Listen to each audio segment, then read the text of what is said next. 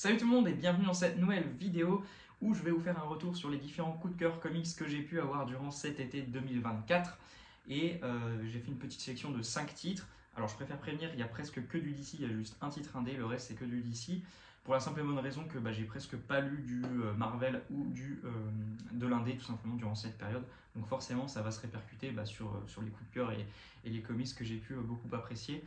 Et pourquoi dans cette sélection il y a presque que du DC. Voilà, c'était la petite parenthèse. Et aussi il y a certains titres qui ne sont pas forcément sortis cet été, mais comme je l'avais évoqué dans ma vidéo retour et puis achat comics d'août, il y a presque j'ai commencé à vraiment me remettre dans mes lectures seulement cet été, donc c'est pour ça que je préfère inscrire tout ça un peu dans une vidéo sur mes coups de cœur été.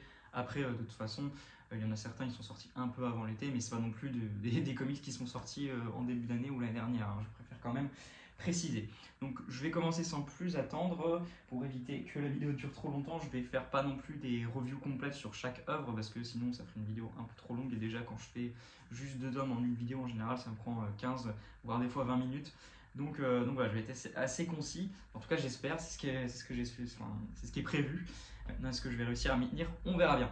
Donc Batman Nocturne tome 4 qui ouvre donc le bal de cette sélection coup de cœur que j'ai pu avoir. Donc la série Batman Nocturne qui continue et d'une super manière avec ce tome 4 qui est pour moi mon préféré jusqu'ici. J'ai eu vraiment un énorme coup de cœur pour celui-là. Donc c'est la reprise de Detective Comics par Ramvi. Et là au dessin on a Jason Shawn Alexander. Alors personnellement je ne connaissais pas du tout ce dessinateur. Et ça a été vraiment une très très belle surprise. En plus de ça, il fait vraiment l'arc complet en termes de dessin. Donc il y a une continuité graphique qui est tout le long du tome. C'est un petit peu le petit reproche que je pourrais avoir sur la série jusqu'ici. Passé le tome 1, il y avait vraiment beaucoup de dessinateurs qui s'enchaînaient sans jamais avoir tout le temps un même artiste. Mais là pour le coup, c'est pas le cas.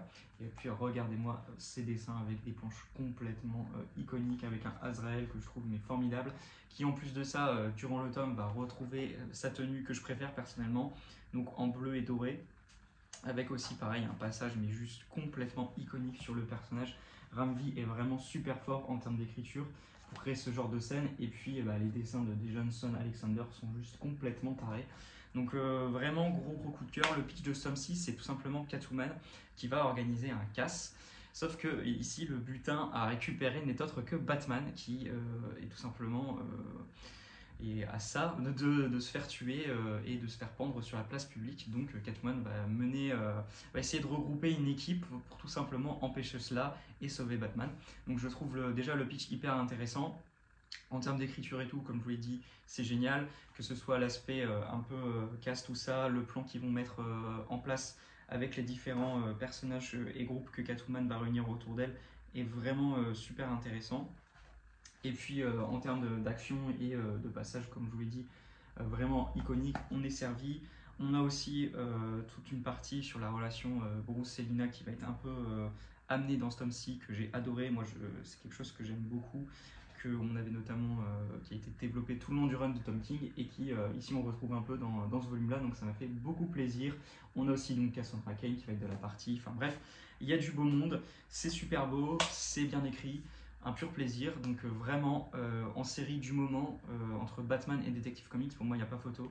Foncez sur Batman Nocturne plutôt que Batman Dark City, qui pour moi n'est pas à la hauteur pour l'instant, a proposé un premier tome sympa, voire même bon, mais à partir du tome 2 ça s'est un peu cassé la figure. On verra sur toute la durée du run, mais pour l'instant clairement pour moi il n'y a pas photo. Batman Nocturne est beaucoup plus intéressant, il propose des choses beaucoup mieux tout simplement, que ce soit sur la partie artistique que la partie écriture, tout ça, c'est vraiment un sans faute et ça monte en puissance, donc très impatient de lire la suite. Ensuite, une série qui vient se conclure, donc c'est le seul titre indé de cette sélection, c'est Invincible Intégral volume 12. Je réalise que j'ai jamais vraiment parlé d'Invincible sur la chaîne. C'est un peu dommage parce que ça a été un énorme coup de cœur pour moi cette série, que j'ai découvert du coup avec la republication en intégrale de la série chez Delcourt. Et donc là on a la conclusion de cette grande histoire qui a été absolument merveilleuse. Je ne vais pas trop m'étendre sur le volume 12, mais globalement la série tient toutes ses promesses avec un climax vraiment épique, un affrontement complètement légendaire dans un soleil. Donc voilà, la partie artistique est toujours aussi sublime. Donc c'est Ryan Otley, et on a aussi Kerry Andrews, je crois, qui revient, si je dis pas de conneries, je sais plus si c'est... non, c'est Cory Walker, je dis n'importe quoi. Donc Cory Walker qui était le dessinateur qui a lancé la série. Au scénario, bien évidemment, l'inarrêtable Robert Kirkman, qui est là depuis le début. Donc voilà, c'est super beau, il y a plein d'enjeux, c'est épique. Et puis la conclusion est vraiment satisfaisante et offre une fin absolument merveilleuse pour tous ces personnages qu'on a découverts et qu'on a suivis tout le long de ces 12 intégrales. Donc vraiment Invincible, c'est une série coup de cœur, une excellente série super-héros qui n'a pas du tout à rougir face à ce que peut proposer tout simplement les Big Two, que ce soit chez Marvel ou chez DC. Donc c'est clairement, pour moi elle s'inscrit clairement comme l'une des meilleures séries super-héroïques qu'on ait pu avoir en comics. Donc si vous n'avez toujours pas commencé Invincible, je ne sais pas ce que vous attendez, franchement foncez. Et puis si vous avez peur de claquer 30 € dans une intégrale avant de vous lancer, vous pouvez toujours regarder la première saison sur Prime par exemple. C'est globalement très très fidèle aux comics, même si pour moi il y a une grosse plus-value de regarder, de lire la série en comics, parce que la partie artistique vaut vraiment le détour, et pour moi l'animation n'arrive pas à rendre vraiment hommage au trait absolument incroyable des dessinateurs, et notamment Ryan Otley qui a fait la très grande partie de la série. Voilà, et puis mention spéciale aussi pour Delcourt qui a fait un boulot impeccable sur cette publication d'intégrale. Le prix qui a été maintenu à 30 € tout le long des 12 volumes. J'avais peur à chaque fois qu'il y aurait eu des augmentations, parce qu'on avait d'autre côté tous les éditeurs qui augmentaient leur prix tous les 6 mois. Et ça n'a pas été le cas, donc franchement merci beaucoup Delcourt. En termes d'édition et tout, c'était vraiment super beau, des super bouquins. Moi j'adore, je suis très fan du fait que ça changeait de couleur à chaque fois, ça rend super bien dans une bibliothèque. Bref, donc chapeau Delcourt d'avoir reproposé cette série dans le format intégral, et content que la série ait eu plus de succès dans ce format-là, parce qu'elle le mérite amplement. Ensuite, on repasse chez DC, et puis ça sera toujours, jusqu'à la fin, ça sera du DC avec JSA Chronicles 2002, c'est ça. Donc la quatrième Chronicles sur la série JSA. Donc le premier run de Jeff Jones au scénario avec David Goyer. Ça a été aussi un très gros plaisir, cette intégrale, ce Chronicles de JSA. Pour moi, la série JSA, c'est pareil, ça a monté en puissance les Chronicles. J'avais trouvé le premier sympathique, mais pas non plus exceptionnel. Et puis à partir du deuxième Chronicles, ça commençait à vraiment être plus intéressante. Et puis le troisième, j'ai eu vraiment un gros coup de cœur pour la série, avec des arcs absolument géniaux, notamment celui avec le passé de Hawkman, le retour de Hawkman, et le passé de la nouvelle Hawkgirl, Kendra Saunders, qui est un personnage que j'adore et ma version de Hawkgirl préférée. Donc voilà, donc ça a été vraiment une superbe découverte cette série, et puis cette nouvelle intégrale ne déroge pas à la règle. C'est vraiment un gros plaisir de suivre ces personnages avec des arcs complètement épiques et géniaux à suivre, avec des enjeux, des personnages qui vont évoluer, le groupe qui va évoluer, avec par exemple à la fin des choses qui promettent d'être intéressantes au niveau de l'équipe de la JSA et de sa dynamique. Il y a aussi tout un crossover avec la Justice League vers le milieu du tome, qui est dessiné par le regretté Carlos Pacheco, qui est absolument super beau, et c'est un pur titre blockbuster, mais quel gros plaisir de voir ces deux équipes côte à côte, même si là elles vont aussi pas mal s'affronter. Mais voilà, ça a été un gros kiff du début à la fin, ce Chronicles. Donc voilà, j'achèterai clairement la suite. Et pour moi, c'est l'un des Chronicles les plus intéressants à suivre chez Urban. Il n'y a pas photo, tout simplement. Donc voilà, pour moi, si vous n'avez toujours pas, aussi c'est pareil, tenté JSA Chronicles, n'hésitez pas. C'est dans le haut du panier de ce que peut proposer Urban dans tout ce qui est récit plus ancien et non d'actualité avec les nouvelles sorties. Ensuite, on passe là avec deux nouvelles sorties, deux nouvelles séries, deux séries récentes, je vais y arriver à dire ce que j'ai envie de dire.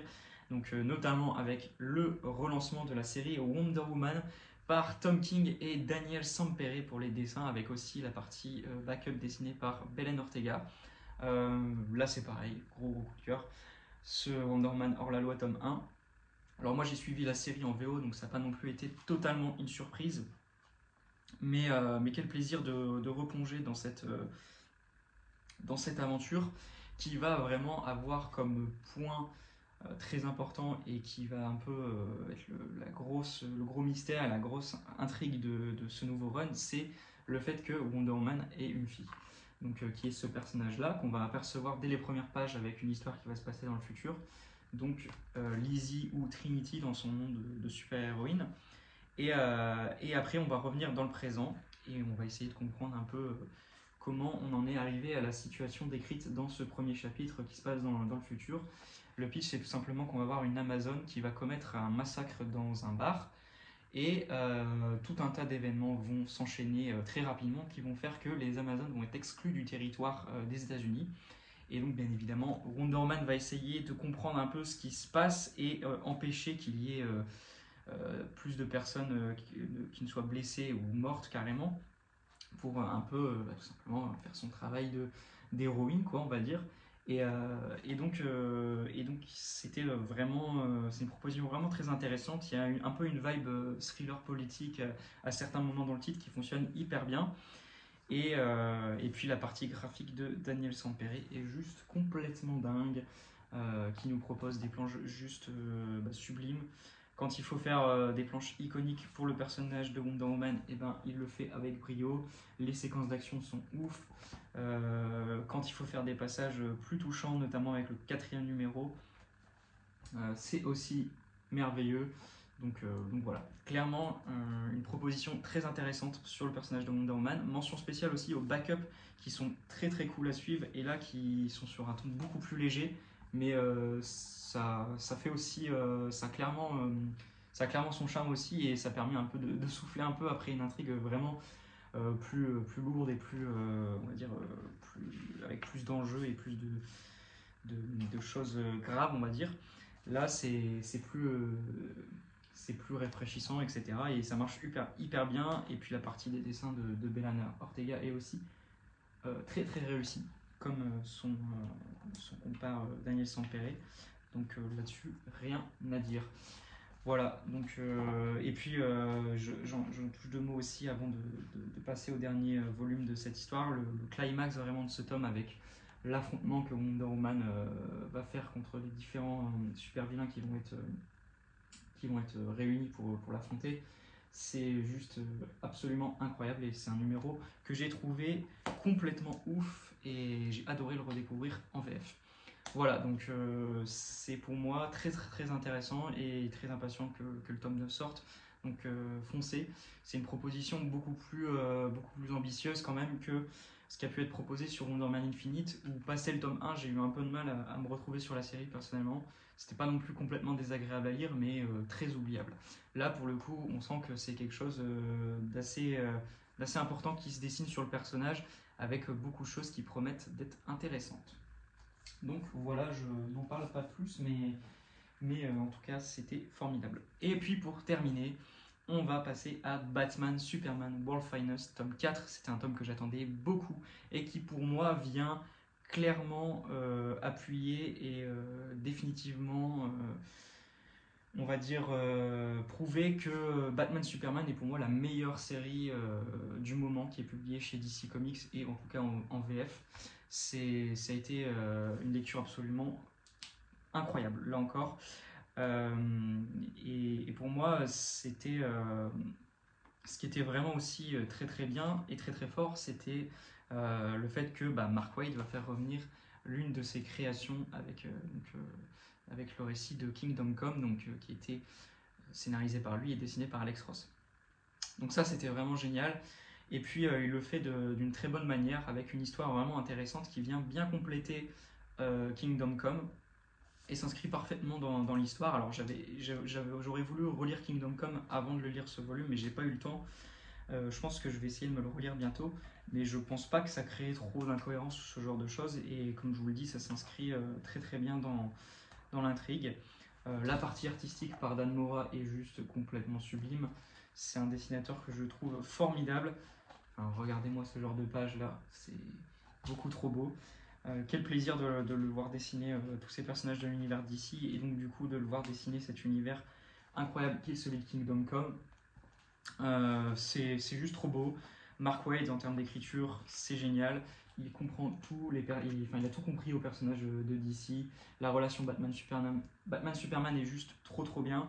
On va avoir le retour de Boy Thunder qui va être réintroduit dans cette intrigue et qui va avoir une grande importance. Donc c'est un personnage qu'ils avaient introduit dans le tome 2 de la série, qui venait d'une autre dimension et qui malheureusement à la fin de celle-ci se retrouvait téléporté ailleurs. Et donc on découvre que c'était dans l'univers de Kingdom Come qu'il a atterri.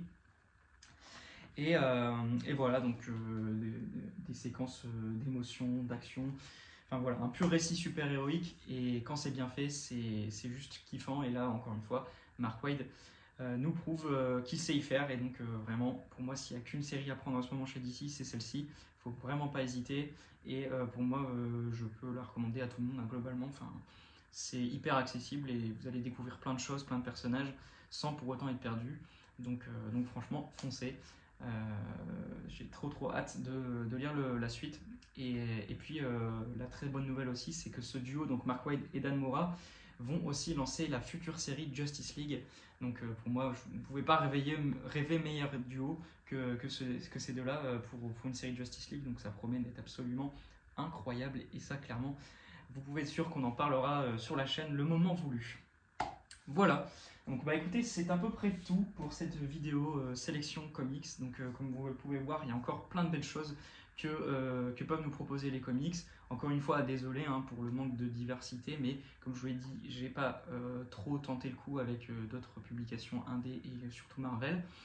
Mais en tout cas, donc c'était quand même très cool de voir qu'il y a encore toujours des titres absolument merveilleux à se mettre sous la dent en comics. Et donc on se dit à très bientôt pour une prochaine vidéo. Je ne sais pas encore exactement ça sera laquelle, peut-être la vidéo sur ma collection. Et puis d'ici là, prenez soin de vous, à plus tout le monde, à la prochaine.